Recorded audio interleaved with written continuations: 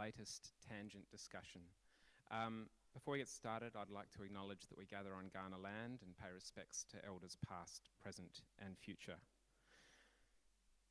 Can men really be feminists? And why don't all women say they are? There's the provocation. I'm at the start of the second week of rehearsals for Henrik Ibsen's great classic, A Doll's House. So,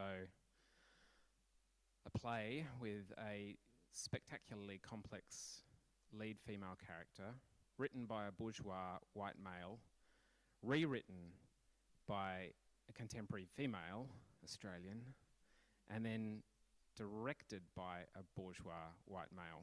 That'd be me. So we're going to pass those layers as we go a little.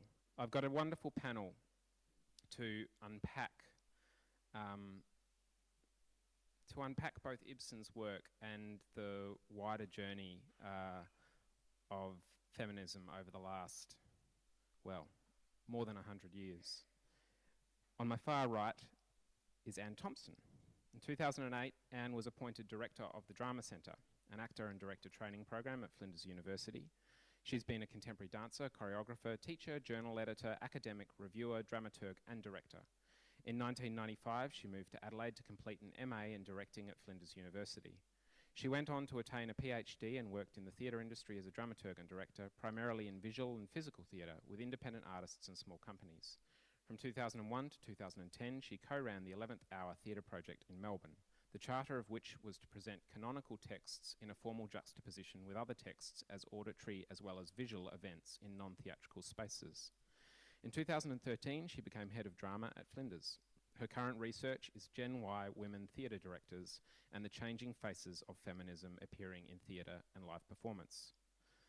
In the middle is Haneen Martin. Haneen is a 25-year-old visual artist and emerging curator currently doing her postgraduate studies in art history.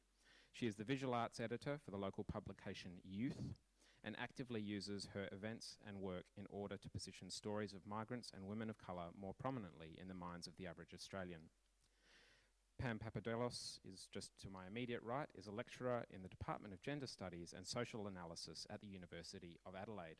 Her teaching and research focus on the ways gender intersects with race, class and sexuality. Her work focuses on gendered dimensions of cross-cultural practices for second-generation Australians, and in particular engages with current debates in Australia on managing cultural diversity, strengthening social cohesion, and widening concepts of national identity.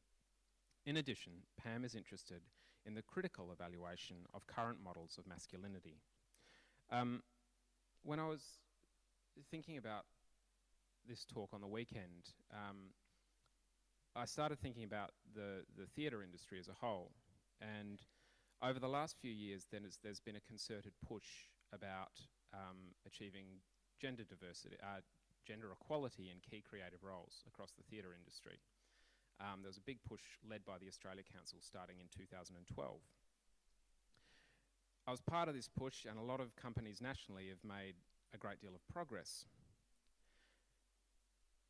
But there was an interesting moment last year when we were made aware of research that actually dated back, I think, to the 1970s, to the theatre industry in the 1970s. And it showed that gender equality in key creative roles in the theatre, quite a specific thing, became an issue on average about once every decade, and that there would be a flurry of progress followed by a period of slippage, and that the industry seemed to be stuck in this repeating pattern, that it's never quite broken through. This started me thinking, I suppose, about where we sit currently as a society, particularly in the Western world, in relation to gender equality and the place that feminism holds within our community. And it's certain, and I was trying to unpack this just before we started, this idea that over the last 15 to 20 years perhaps, something strange has been happening in our wider community, and I think it's happened in discussions of cultural diversity as well, that there has been a great deal of progress, and there has also been an increasing voice and permission given to oppressive and oppositional voices to this progress. So what I wanted to unpack to start with, and Pam, I might get you to lead us through what I've now been told is the 4 waves of feminism over the last 100 years, 120 years, a little more. Would you like to give us a breakdown? Okay. All right. That's a big ask. And well, as Geordie said, we're now what some people consider the 4th wave, and I mean that's debatable and it's debated. But certainly young people think they're now within a 4th wave. So we had the first wave of feminism, which you understand was the turn of last century, where we looked at women's suffrage, gaining the vote. We all understand what the first wave was about. Then we had the second wave in the 1960s, where some of us in the room would have a lot more to say about than myself. You know, where we looked at, you know, equal pay, where we looked at marriage equality, where women fought for no-fault divorce in 1975, but we had all these advances that gained us, you know, a lot of the rights that we enjoy today. So that was the second wave of feminism.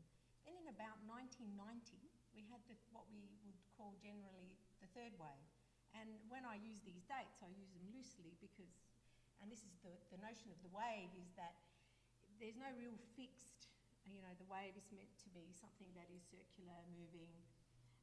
So the 3rd wave was about 1990, where young feminists looked back at the 2nd wave, and what they saw were that feminists were using notions like sisterhood, using labels like feminism to in fact, you know, leave people out. And the people that were being left out of these understandings of feminist movement and what feminist was were people of colour, migrants, Indigenous women, where we didn't think about gay and lesbian rights, you know, where we didn't think about working class women. I could keep going on.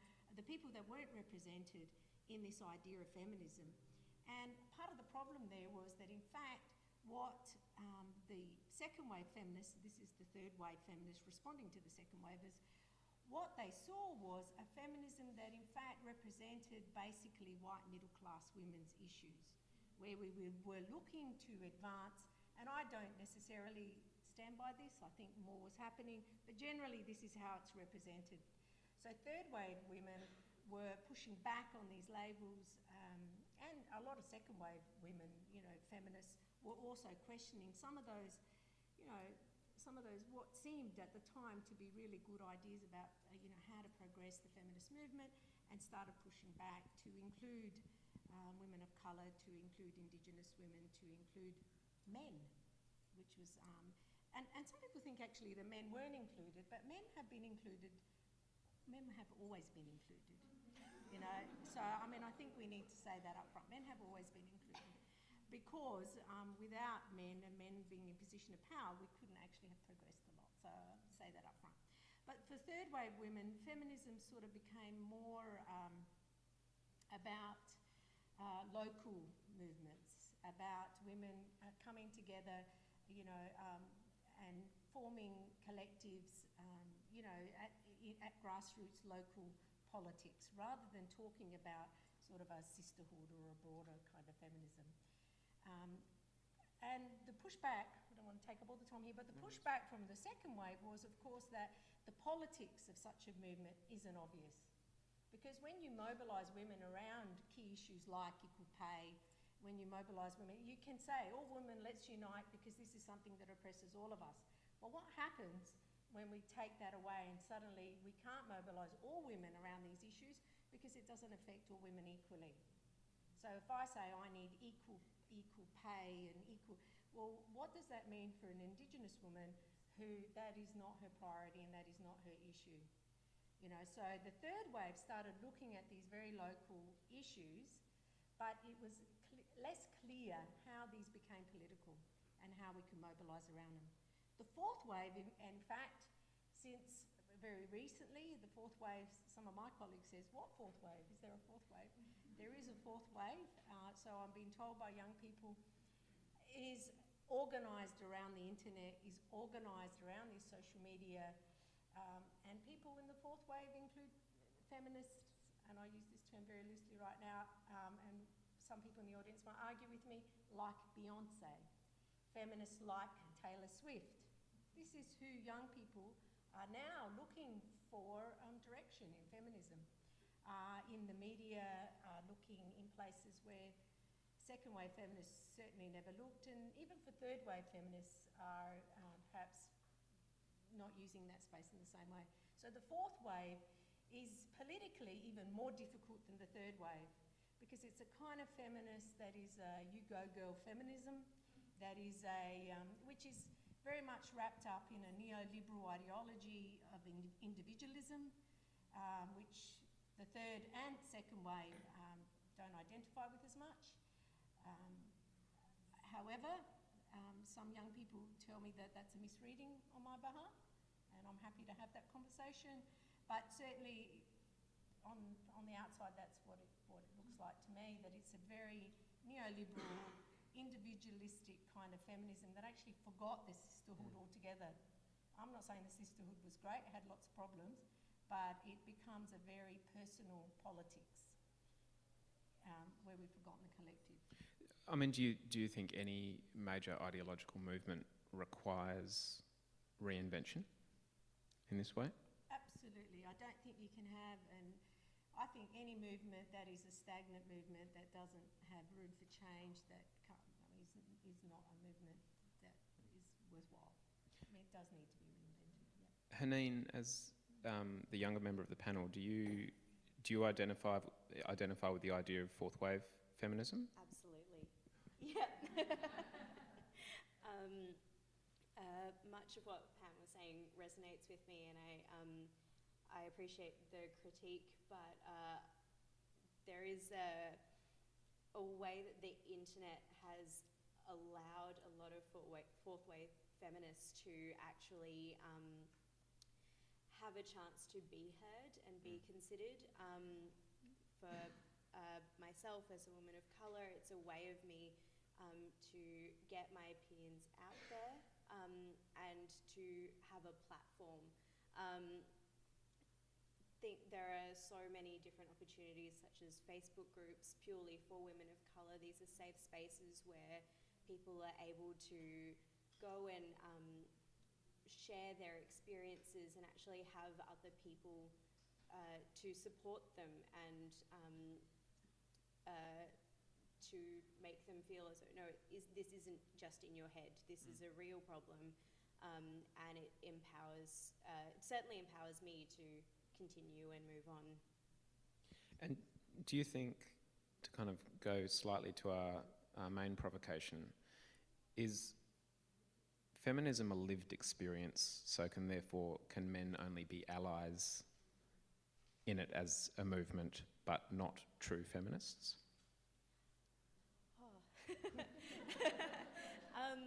That's really difficult, because I would like to see men comfortable calling themselves feminists and being considered part of the feminist movement, but that in itself allows for a lot of giving up of your own platform in order to really be a feminist. I think there's still a lot of room to grow. And going back to what I talked about at the start, can we consider Doll's House a feminist piece of theatre when it's authored by a man?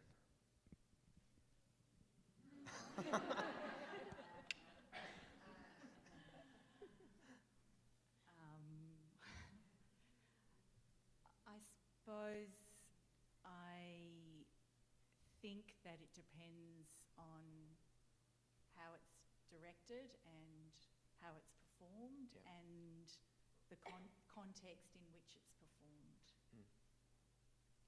It's a story of a woman struggling in a marriage to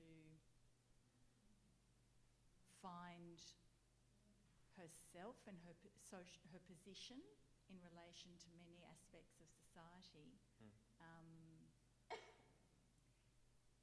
It's tricky labels, and just picking up on what Haneen said. Oh, sorry. Thank you. Just picking up on what Haneen said, I suppose you know, I think that men being allies to women is a very fine position, just like white women being allies to women of colour is a very fine position.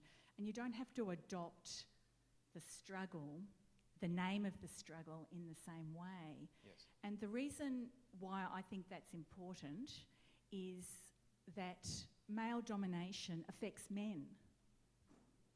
And for them to struggle in that place in relation to male domination in general and see it as their own liberation struggle is very important, as well as being allies to women in their struggle in relation to male domination and sexism. So for me, it's to do with how you want to view oppression and the struggles and where you position yourself in relation to those struggles. And so does that feed into the idea that the patriarchy as a structure hurts everyone to a degree? Yes. Yeah. Yeah. And I would like to see men taking on how they're hurt by male domination and the patriarchy more. Yeah, I read last year, Annabelle Crabb's really kind of provocative and really accessible book, The Wife Drought, which is, there's some interesting ideas within it, but some of the stuff that you really hung on to was a lot of the statistical work. And, you know, we talk about the metaphoric, you know, the glass ceiling is returned to as a metaphor over and over. And there was an argument being put forward that, you know, no, we're in a new landscape where we have powerful female CEOs of major corporations. But then they went back and did a study looking at all the CEOs of companies with a turnover over a certain point, I think it was over $20 million or something. And they did a study about the home lives of all of the CEOs. And they found that they only looked at married couples, straight married couples within that makeup, but they found that the female CEOs still did between 80 and 90% of the domestic work within their households comparatively to the men. So is it true to say that there has been a degree of shift, but there's some sort of deep inbuilt resistance that is yet to be overcome? And that's for anybody. There absolutely is a deep inbuilt resistance, and I think that really feeds into the idea of men being allies to women when it comes to feminism, and seeing how it does impact them, and it feeds into white people supporting people of colour. So I really think that is something, and it's really a matter of just constantly challenging yourself and everything you've known, and seeing how it affects other people and to move forward from that. Can Go, I say Pam, something please. on that too? I just want to say that I don't think that men have a resistance to doing. I mean, I don't think that men, particularly young men, when you talk to young men, they certainly do want equality, and they certainly do think that they will support the women that will become their wives to have equal careers, to do, they will support them in childcare. They really do believe this when they're young. They believe that they will enter a world where this is possible, and in fact, it's not possible. Our society isn't structured in that way. So these men enter into these workplaces where there isn't that flexibility. There isn't that opportunity. And even the men, because we have these opportunities for men, even the men who want to do part-time caring, or who want to be home to take on the housework, who want to, find that when they're in the workplace, in fact, that's not valued for men. We have the right to ask, men have the right to ask for time off to pick up children, but in fact, when a man asks it, more often it will be refused, and it might damage their opportunities to advance in their workplace. Whereas for women, this is seen a more natural, a more obviously women, and it is granted to women. So it is in fact structures within the workplace that reinforce, even where there is the will to change, that reinforce these ideas that it is women who do the housework, women who care for children, and it repeats this cycle, because I talk to young men and they are keen to do the right thing, by women. They believe in equality. And speaking of, one thing that I was showing just the other day, which shocked the young people in my room, is I showed them a statistics where we looked at, as Geordie was saying about statistics, young people are very progressive when it comes to asylum seekers, when it comes to marriage equality, when it comes to gender equality, very progressive. And then I showed them statistics from 20 years ago, and guess what? Young people, once again, were very open to these things. Something happens as we age, and we enter the system, the structures of power, and we enter, so where women become CEOs, when you adopt these structures, when you adopt these positions of power, you also, become invested in maintaining them, and you become invested in, and it's a culture of fear around, securing your position in society, securing your position within your household. And so is that the weight of history bearing down on us, or is that, in a more contemporary sense, is that the Western capitalist system that is simply set up to suppress progress? Well, I think it's partly that our society relies on women's unpaid labour. It relies on women doing this free childcare. It relies on women doing all these, and I think until we value women and the kind of work that women do, I don't think that's going to shift, because someone does have to pick up the children, someone does have to cook the meals, in our society that someone is women, because as our former Prime Minister said, men are natural leaders. If we start thinking that men have these natural qualities, then we support men to continue to be leaders. And yet, so clearly there is a deep structural problem, because it's not, when you look at other structures, like I spend quite a bit of time in Germany, and all my German friends, we were talking to them about,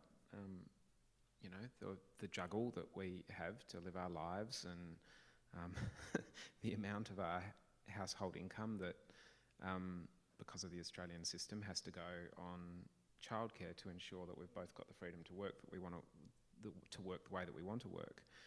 And they were kind of flabbergasted, and they live in a country that has the highest productivity rate in Europe, because they don't have maternal or paternal leave, they have parental leave for a period of 12 months that must be split 50-50 between the mother and the father, and then at age 1, all the kids, unless you actively choose not to, all kids go into full-time care, and both parents go back into the workforce. And this has been a decision made at a governmental level to shift the structure. So it's interesting that we're so far away from that, because I believe, we still live in a country here where most often what you hear is you hear conversations about the people with young babies. It's that terrible conversation you hear over and over again about where people will compare the amount that a young mother might earn comparative to the amount that childcare will cost. And so there's an immediate demarcation line between the money that a young father may be generating somehow isn't considered in the same way. So I don't know whether it's a shift of mindset that is required, I don't know. Sorry, I'm getting lost down a complete rabbit hole there. I'll just say one thing, and I do think that, the demise of socialism, to go on and on about it, but has had a huge impact on our ability to imagine a different society besides capitalism. I'm not saying that it was the perfect society, but the fact that there were different ways of organising economically and organising work, labour, and organising gender roles in relation to labour meant that there was the idea present in the world that people could reach for. And the fact now that there is a kind of, I think, belief that there really is only one possible system, and it's capitalism, and we just keep trying to figure out how to do it better, does something to our sense of possible social organisations. And certainly one of the hopes of the second wave feminism, even though in many ways, the socialist side of that was a lot to do with reorganising childcare labour, and it was very significant, people exploring different lifestyle choices. And just one other thing is that I just don't think we've done enough work on the institution of heterosexuality, actually. Can I just add something? Go for it.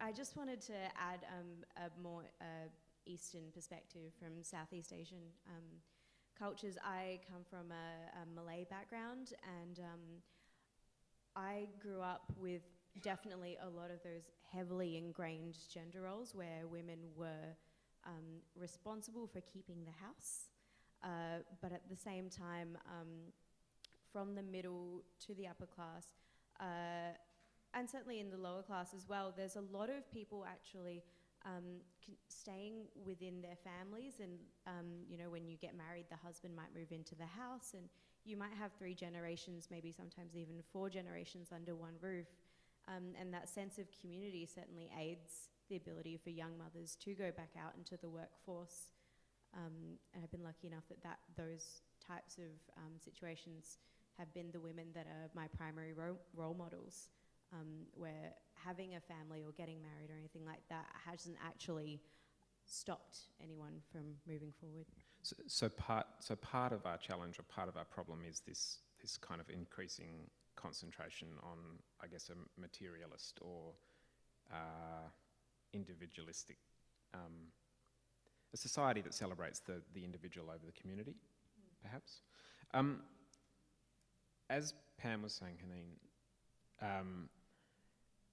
the younger generation always seems to be progressive, but they're increasingly, I've seen over the last few years in the media, this growing, and maybe it's just because anything can get publicity now if it's clickbait, but this increasing presence of younger women rejecting and disowning feminism as a movement, as a term, as a label, and coming up with terms like equalist. Why has, to some parts of the community, why has feminism become a dirty word? It has a publicity problem. Yeah. Why do you think it's got a publicity problem? For some reason, we haven't yet been able to shake the fact that identifying as a feminist to people outside of your very safe comfort zone, which the internet allows us to do, is seen as something that's really aggressive, and I think it comes back to people not necessarily being open to being challenged and having their ideas challenged, and to be seen as a feminist can also often be seen as angry and misandrist and all the rest. But again, going back to my family and my upbringing, I actually would be the first woman in my immediate family who would identify as feminist, yet all the women in my family had careers. They're all doctors. They've all done a lot. But they wouldn't use the term themselves? No, but I think that might have something to do with Eastern cultures, and the most public, the most common, I guess, ways of feminism are the ones that appeal or have been created within Western structures. Yeah. Pam, there's an incredibly dominant strain to certainly the advertising industry, the music industry, the film industry, okay, pretty much everything, that involves the fairly gratuitous commodification of women's bodies. Is that, do you think, I think we're entering a particularly narcissistic age at the moment, that technology is slowly pushing us in a quite narcissistic direction. Are those two things combining in a really negative way?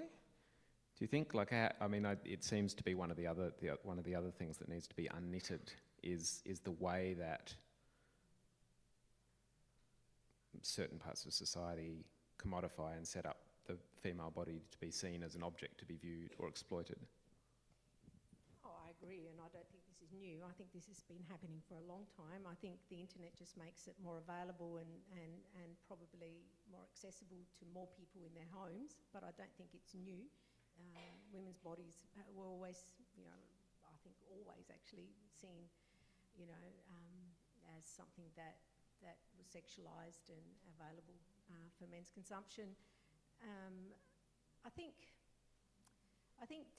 for young people today, in fact, I think they're a bit more savvy, maybe. I mean, they do realise, they understand, they can negotiate the internet, they know what they're doing.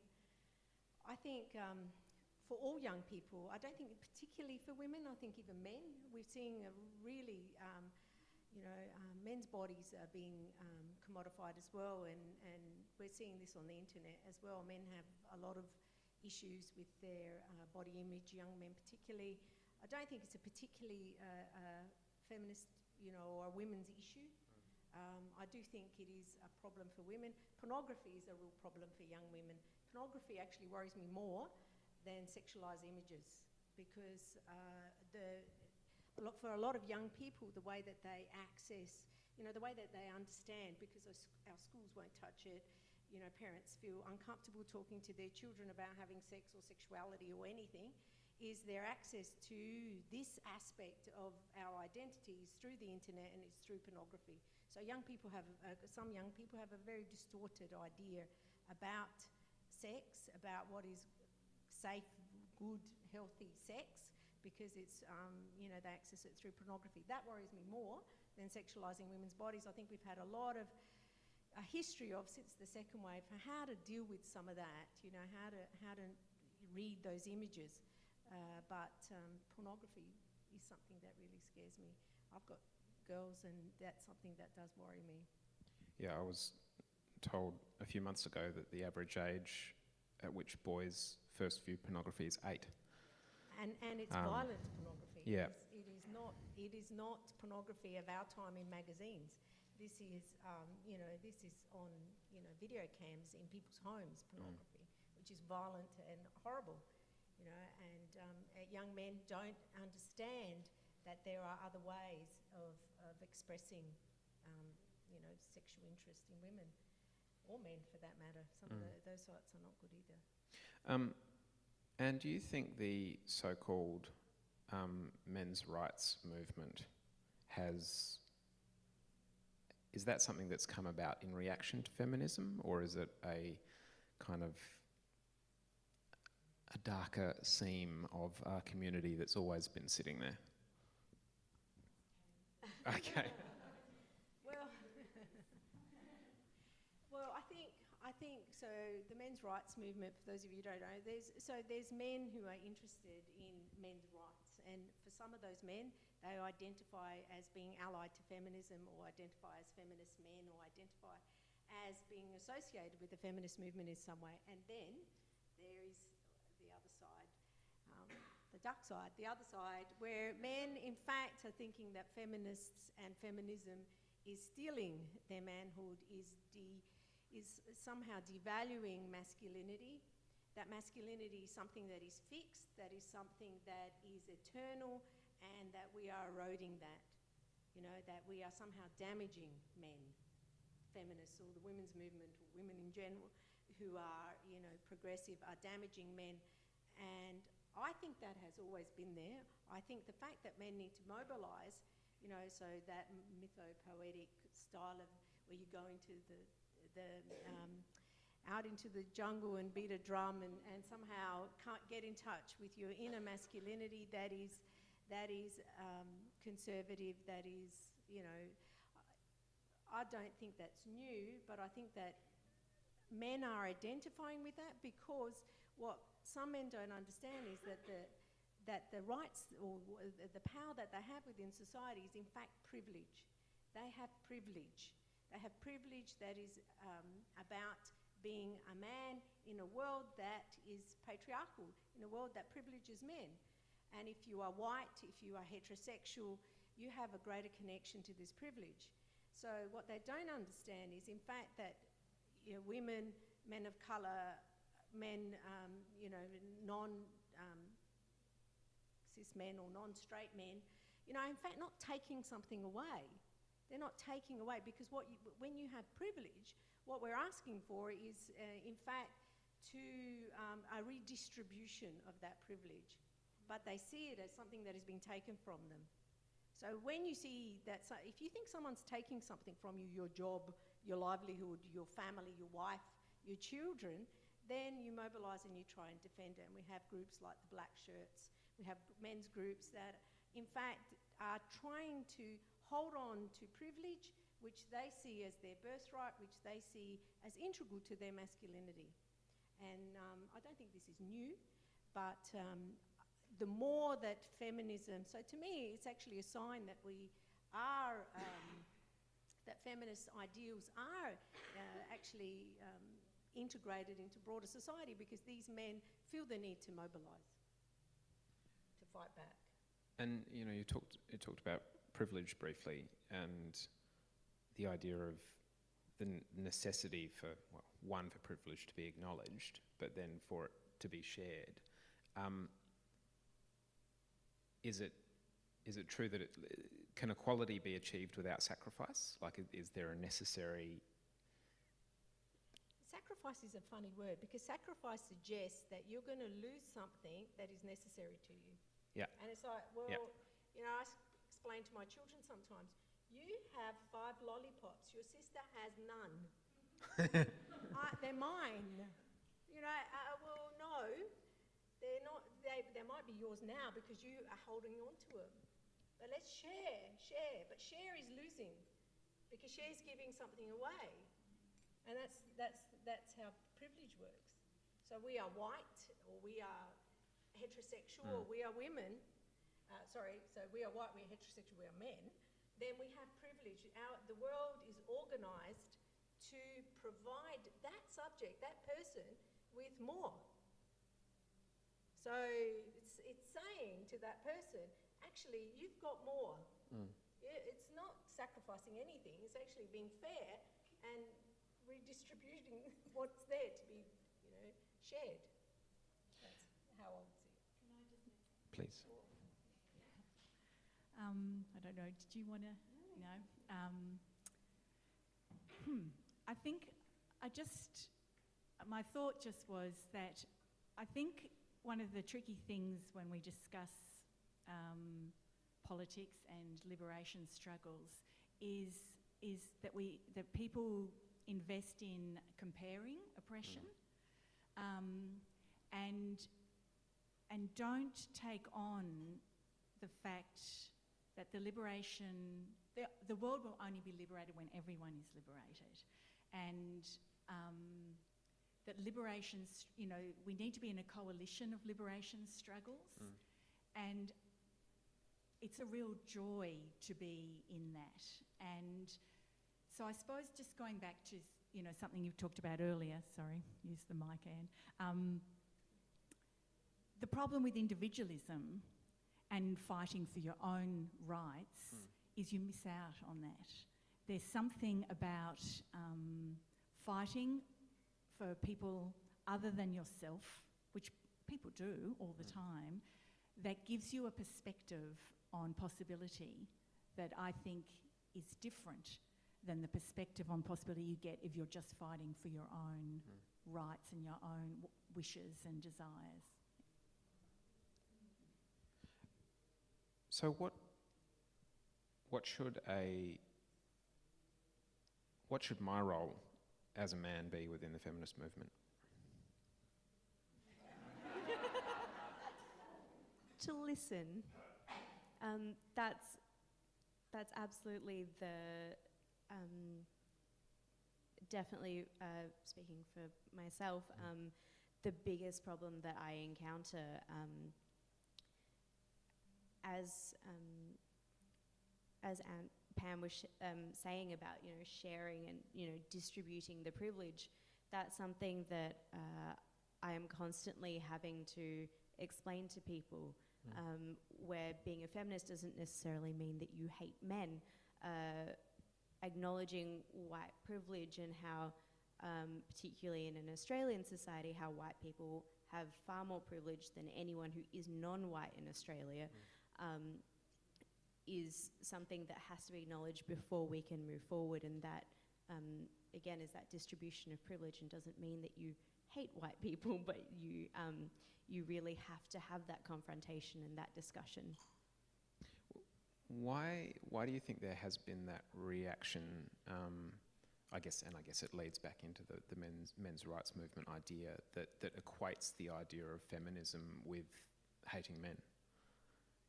Is it a kind of intentional misinterpretation, because people get scared, and when people get scared, they get aggressive? I think so. I think that it's really difficult because people do they get aggressive when they're fighting for something.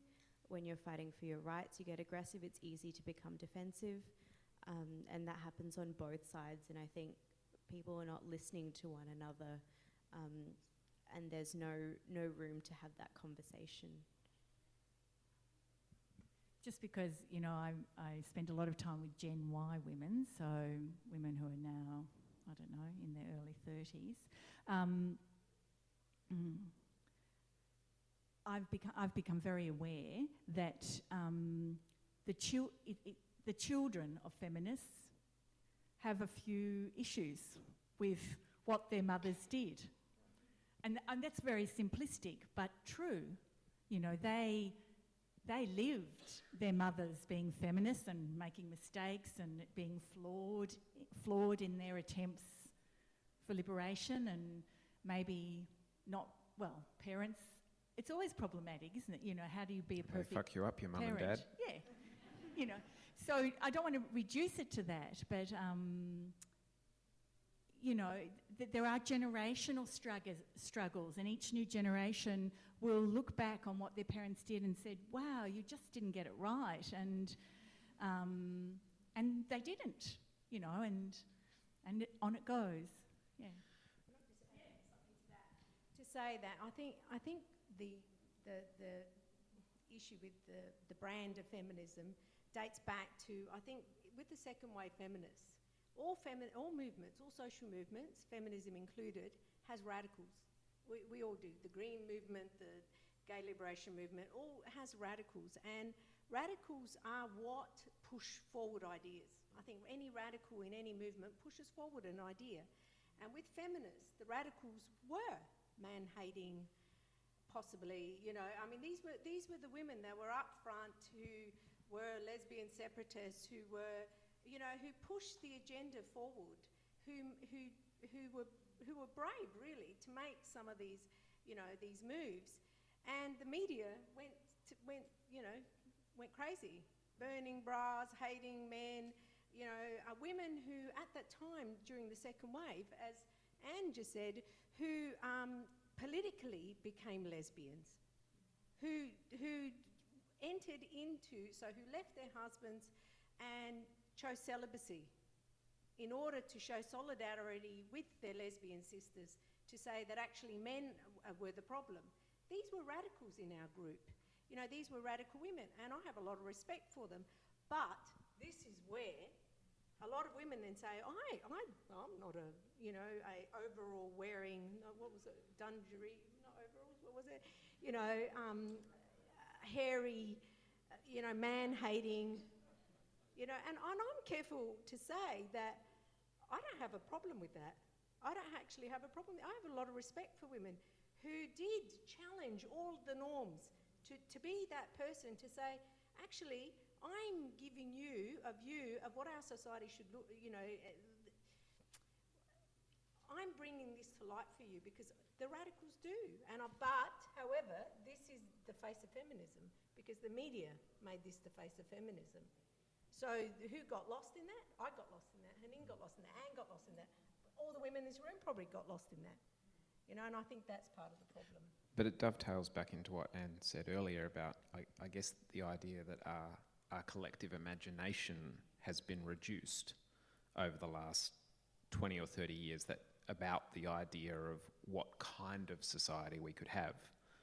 And the people who expand those ideas are the outliers, are the radicals. Are we in a position where it's harder for radicals to exist now? I think that's shifted. I think now the Emma Watsons and the Beyoncés, unfortunately, are where the connection is for a lot of young people.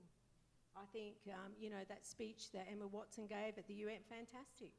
Reached so many young people. The Emma Watson, for those who don't know in the audience, she was in Harry Potter, she was Hermione. She's now the ambassador for the UN, and she gave a fantastic, powerful speech on feminism, called herself a feminist publicly, in the same way that Beyonce had a concert, and behind her, for those who don't know, backlit in lights was the word feminist, and she stood in front of it, and she played a powerful speech from a woman, I can't even think who it was in the audience, you probably know, you know, an amazing speech from a feminist person saying, women in the audience, young women, be feminists. And young women are going, yeah, okay. I'm seeing actually a resurgence of the word feminism, that young women are taking it up. But my problem is, what does it now mean? I was clearer with the second wave. The third wave lost me, the fourth wave, I'm baffled. I mean, that's my problem. You know, it was much clearer when there was a social movement that were feminist, when we did have, you know, things that we fought for. So now it becomes less clear. And I think it becomes less prescriptive. So young women don't know how to be this feminist, who might be Beyonce, who might be Emma Watson, who might be, you know, a stripper, who might be a pole dancer, who might be these people. You know, and my children even say, she's feminist, she's successful, and she's made lots of money. Okay, no. Is that generational as well, though? Is that about that things are easier to understand when you're at the crest of the wave? Like, I mean, Haneen, and I guess I'd like to bounce this onto Haneen and say, do you have a really clear idea of what fourth wave feminism is? I'm not sure that I do, to be perfectly honest. But certainly what a lot of fourth wave feminism has done, and a lot of fourth wave feminists have done through the media, using their celebrity, being out in the public, identifying as a feminist, is that they are making that concept more commonplace. And what that's doing is actually introducing that idea and allowing younger people to go away and maybe research that, and they may not have done that before. It's reaching more and more people from different socioeconomic backgrounds, from different cultures. For me, the significance of someone like Beyonce as a black woman having feminist up in the background was that then appealed to a lot more women of colour. That wasn't about white women. That was about her standing up, her body as a black woman, differing from white women and the ideas of white beauty. There are so many more people like that, people of colour, people from all different types throughout the entertainment industry, just as a small section of people, that are actually allowing this idea of feminism to reach them, to reach, you know, brown and black girls sitting at home. And it's not so much restricted to academia and fine definitions of that anymore.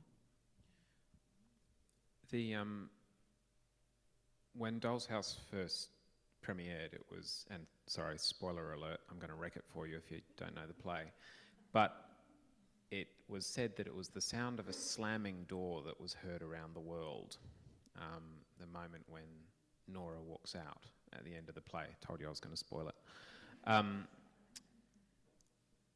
But I believe our view of the play has shifted, and what she does has shifted, in that when the play premiered, most of the focus was on the fact that she left her husband, that she left the family unit.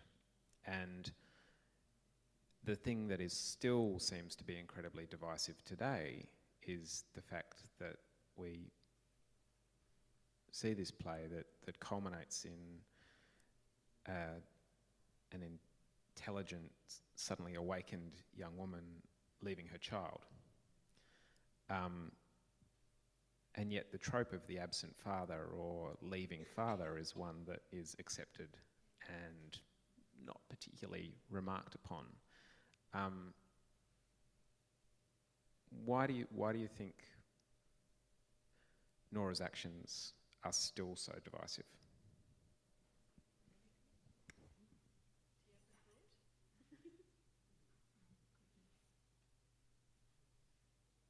I don't know if I know why they're divisive, but I certainly know,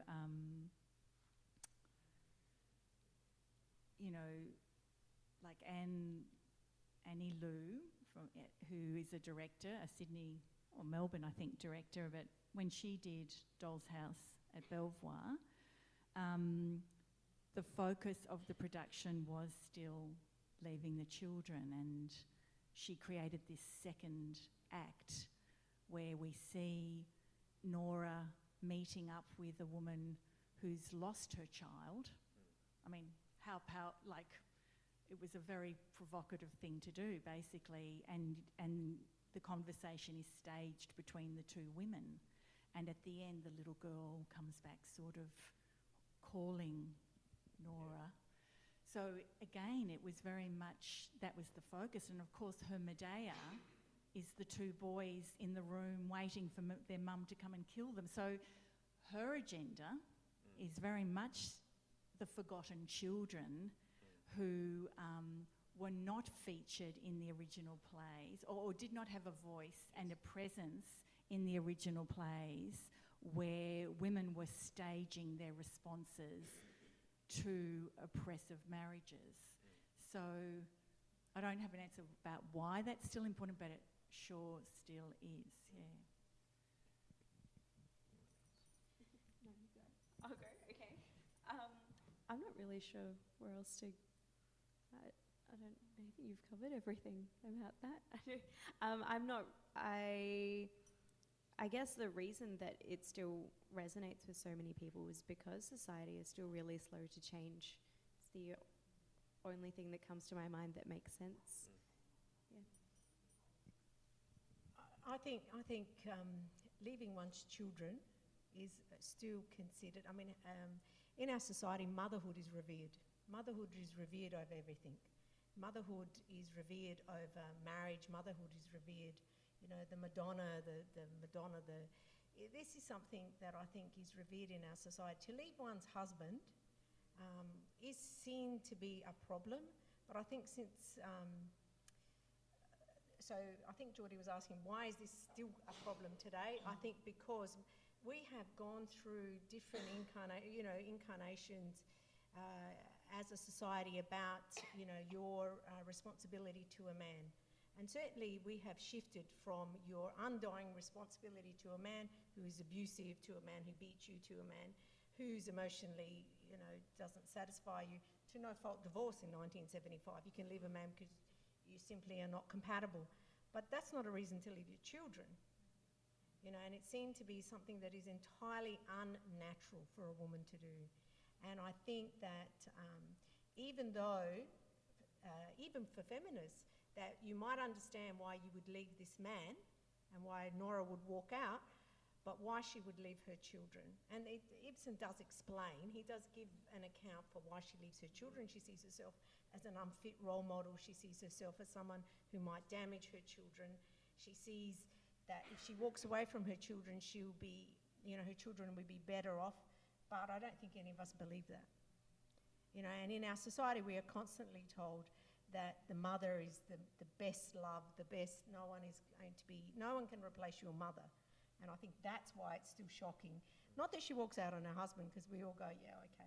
but that she walks out on her children, that is difficult. I think that's very hard, especially for other mothers to understand how you would walk out on your children. It's considered really unnatural, you know.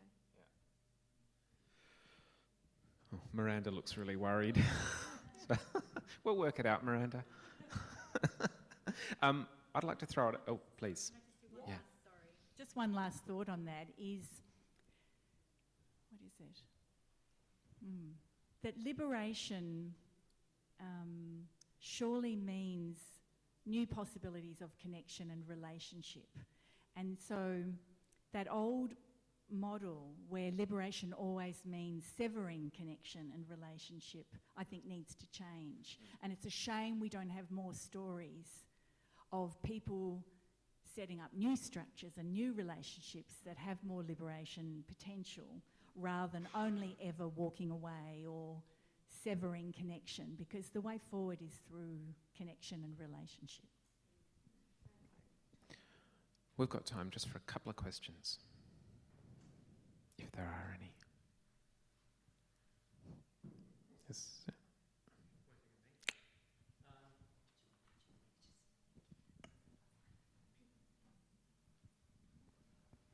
What you said earlier that the play's been rewritten by a woman. Could you explain to me why you would rewrite a classic of Ibsen? Would you rewrite John Osborne's Look Back in Anger? Would you rewrite any of Pinter's plays? I find it ridiculous. Well, I suppose the logic. I suppose the logic is to do with the fact that it originates in another language, and well, but because the body of work in terms of translation, every translation is problematic, and so if you go back to versions of the play in the early 20th century that have been written from literal translations, they have a very, very different tone to versions of the play that have been written from literal translations in the 50s or the 60s. Every generation brings their own kind of permutations to bear on a literal translation, because literal translations sort of cannot work because there are some things that simply do not translate. So I guess for me it's the idea that the act of that there's a necessary second step that comes after translation, which is adaptation, and that those two things need to sit side by side, is my feeling. But then again, I'm the sort of sacrilegious person who cuts Shakespeare, so mea culpa. But I don't think anyone in this room would have ever seen a full-length Shakespeare, actually. So there's, all of dramatic works are always go through permutations, I think, particularly once they drift out of copyright, which I can tell you what, there's a whole generation of theatre directors waiting for the day when Beckett drifts out of copyright. Just waiting. And I suppose I feel really strongly, it was a new play once, and it would have, like Shakespeare, was rewritten repeatedly in its own time. It's just that we forget that, and what we end up with is a version that was recorded at a particular moment and then it came down because of the printing history. That is not what plays are. Plays are living things for an audience, and playwrights rewrite them at the time, as they do now, and they always did. So this fantasy of the perfect play, I don't think is a reality. For instance, Romeo and Juliet, for the entirety of the 19th century, Romeo and Juliet had a happy ending. And I think for 15 years, Doll's House had a happy ending, where she came back and said she was sorry, which is a bit of a damp squib ending, if you ask me. Can I respond to that really quickly, Geordie? Yeah. Writing an adaptation, so it's not a translation. I don't speak Norwegian. I'm Eleanor Karapetis, by the way. I'm the resident artist and the adapter of Doll's House. And what I'm what anyone who's doing an adaptation is asking an audience to do, particularly of a classic work, it's a really tough ask. I am asking you to break up with your relationship with that play that you know and to reform a new one with the version of the play that we're going to present you with. And that is the nature of theatre, and it's the nature of culture. It's constantly evolving. And when we're producing A Doll's House in Australia in the 21st century, where it's written by a woman of migrant and refugee backgrounds with a young man who's from a Congolese background in the play, who's a part of our ensemble, Rashid Edwards, who's the beautiful young man in the poster here with our beautiful Miranda. Yeah, there's a particular process that we're asking you to go through, and that's the beauty of theatre. We demand that the audience meets us halfway, and yeah, I hope you meet us halfway. Thank you.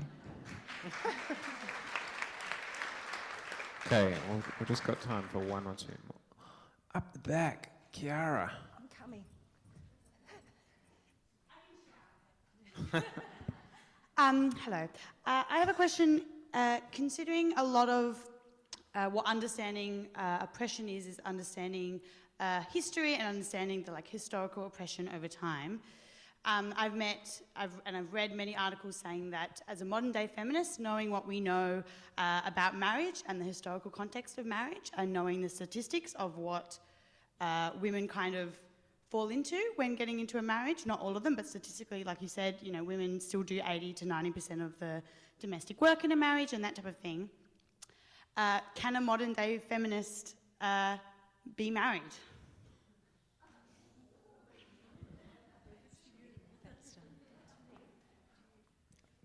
I hope so, because I think I'm married to one.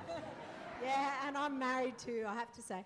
I think the institution of marriage is really problematic. Even entering into it, for whatever reasons I did, and I did enter into it, I think it is a flawed institution. But I don't think the problem is just with marriage. I think the problem is with heterosexual relationships. And if you look at the statistics, it's entering into a heterosexual relationship, not necessarily entering into a marriage, although that does add some issues. Yes, many feminists say to me, how do you call yourself a feminist then enter into a marriage? Because I'm fighting it, and I fight it every day. But because in our society that is what's privileged. So if you want access to those privileges that marriage affords us, then we enter into it. Not everyone does, and I think young people actually are taking up marriage more than my generation. It's actually way on the rise. And I'm not sure, I think it's a backlash against their mothers. So I'm not sure, but yeah, sorry, no easy answer for that one. Can I just add something to that? The other thing about rejecting the institution of marriage is that, again, that's a really Western privilege. There's just too much ingrained culture involved in marriage at this stage that certainly I would probably be disowned if I were to stand up and say that I was never going to get married. And it's just because it's too soon. It's too soon for that. If you come from a different culture, there's not enough history behind that for you to be able to stand up against that. And just one other quick thought. The other evil is romance. The amount of effort put into continuing to perpetuate a notion of romance and the perfect love and connected with marriage is what makes it, very difficult for people to, and people in other cultures actually do have different ideas around marriage, but we are really stuck in Australia with the notion of romance and marriage. I think you're right. I think it results in, I think it's something that we probably jump into somewhat naively with good intent before you realise kind of what the superstructure contains or the historical structure contains. Okay, we've got time for one more. Just there. Yep. Sorry, I can't see. Hi. Thank you for speaking today. First off, I want to say that something I found quite discouraging in this entire thing is that there's not really been any mention of other gender identities, and I just really wanted to push that. I also, in regard to the marriage question, would say that if you do recognise that it's a privilege and you still enter into it, it's still your responsibility to fight it as a legal institution that affords privilege, recognising that it is a cultural phenomenon that deserves some respect. Lastly, I'd really like to say that and ask of you that as a piece of what would be referred to as feminist theatre, how do you make it accessible to people that traditionally theatre isn't accessible to? Because it is for and by the bourgeois, traditionally. How do you make it accessible while still allowing it to survive in a patriarchal capitalist society? I guess I'm still sitting with the question of can it be a piece of feminist theatre? I hope it can. I don't think we've managed to answer that, but I guess we'll find out. In terms of questions of access, all I can speak for is our particular company, and there's always more you can do, but I think that state is very proactive. There's a whole range of programs that creates either no or low cost tickets, particularly for people coming from any kind of background of economic disadvantage, and that goes right across the age spectrum. We're not just talking about students. So there's quite a diverse access program that we run to make sure that anybody who has a desire to get into that theatre and experience the work can do so. And, you know, I actually think it's just like I think it's part of, you know, I guess it's like the whole idea about wealth redistribution that comes through the taxation system. I actually believe that's why we have a subsidised arts sector, is so that the arts can be accessible for all, because they should be. So I'm just going to say the really annoying thing now. Please refer to our website for more details. Sorry, it's such a cop-out, I know. I just wanted to acknowledge what you were saying about, you know, it was a very heteronormative and definitely focused on people who are cisgender. And I think that is slowly changing, and I really hope that it does change faster. I will just say that I heavily relate to that, because I was at Sydney Contemporary a couple years ago, this huge art fair in Sydney at Carriageworks, and I was sitting at all of these panels and I was so disheartened. There were just very few people of colour. If they were male. I had no one to look up to, and it took one panellist, one white actor, and I can't remember her name for the life of me right now, but she just acknowledged that on stage, that for everything that they were discussing, you know, if she was back in America, there would have been one black girl going, "What about me?" And I actually just went up to her because I almost started crying on the spot, because just having someone else acknowledge that struggle was so, so deeply important. Do we have time for one question from a young man, Geordie, or not really? Yes, why not? Okay. Thank you. My question is, so how do you find over the years that you've been studying feminism and making yourself a part of it, how do you find you're reaching the people that it does not affect the most, and how are you educating them? Because I've found in my experiences, the people that want to find out about it the most are the people that themselves have also gone through issues of repression and issues where they're not equal, because when they're not equal, it actually turns the light bulb on and goes, oh, things aren't right for me. It's probably also going to affect other people in different ways. So when you're put it on the other end of the scale, you've got the white, cisgendered, male, Christian, where the world is pretty much given to them on a platter. They're the ones that it's almost like they've got ringing in their ears. They can't even imagine it. And so how do you educate people on feminism for the people that can't actually even comprehend what privilege is? That is the biggest privilege in itself.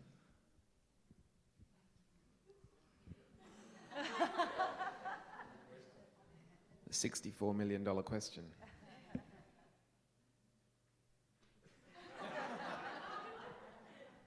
How do we educate people who don't want to be educated? How do you make people listen when they can't hear?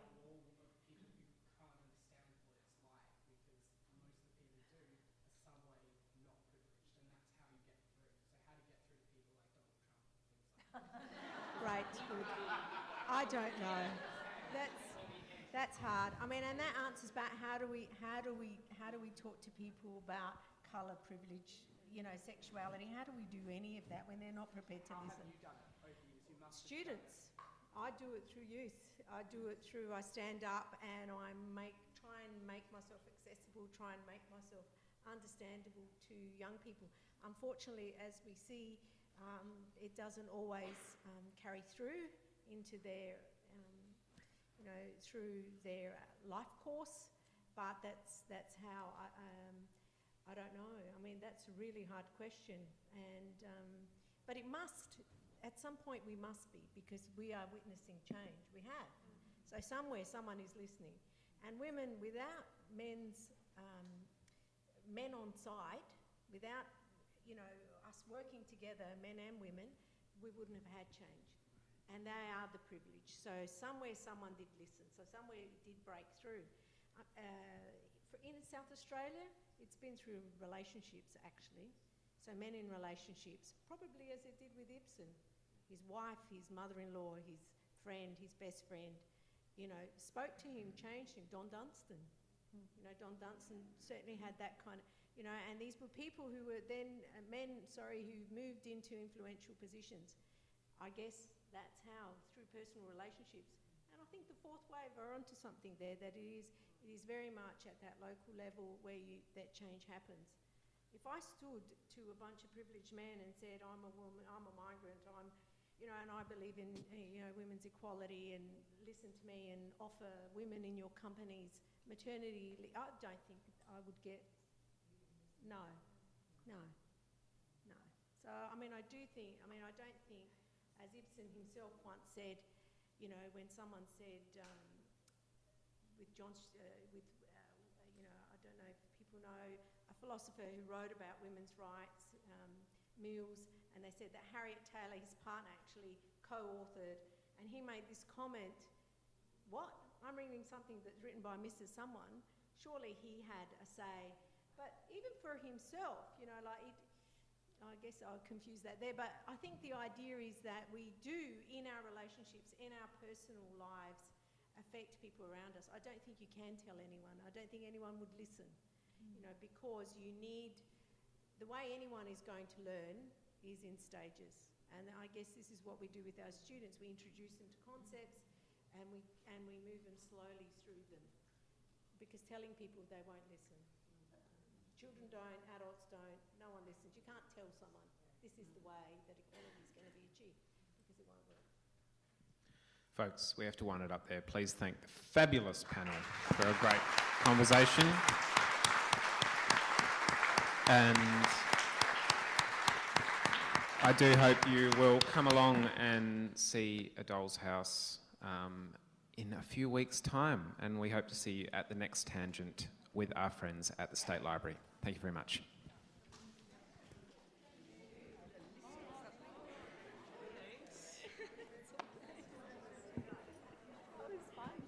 I only talked myself into a hole a couple of times. It's like, oh crap, I completely lost myself.